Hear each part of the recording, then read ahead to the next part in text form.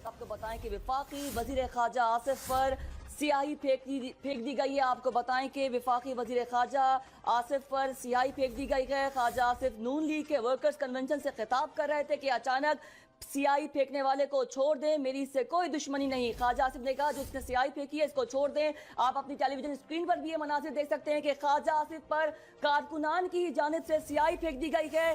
फेंकने वाले को छोड़ने का कहने पर कारकुनान के नामंजूर के नारे, खारजा आसिफ का मुंह काला कर दिया गया है। काले रंग की स्याही फेंक दी गई है।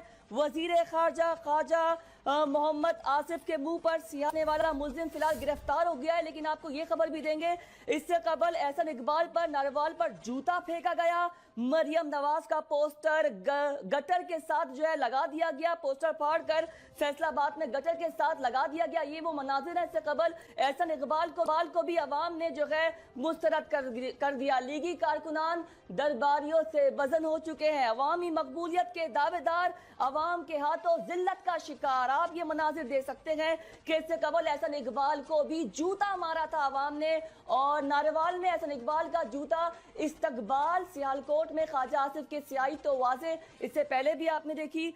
मरियम नवाज का पोस्टर भी फैसलाबाद के गटर के साथ फाड़ दिया गया था।